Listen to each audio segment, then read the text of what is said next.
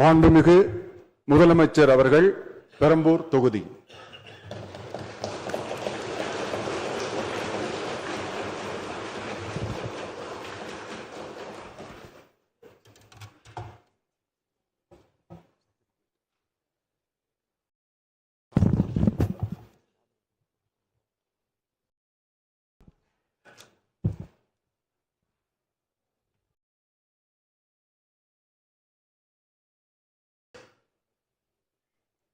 சட்டமன்ற பேரவையின் உறுப்பினராக தேர்ந்தெடுக்கப்பட்ட சி. ஜோசப் விஜய் எனும் நான் சட்ட முறைப்படி நிறுவப்பெற்றுள்ள இந்திய அரசமைப்பு சட்டத்தில் உண்மையான நம்பிக்கையும் பற்றுறுதியும் கொண்டிருப்பேன் என்றும் இந்திய நாட்டின் இறையாண்மையையும் ஒருமைப்பாட்டையும் நிலைநிறுத்துவேன் என்றும் நான் மேற்கொள்ள இருக்கும் கடமையை நேர்மையுடன் நிறைவேற்றுவேன் என்றும் உளமாற உறுதி கூறுகிறேன்.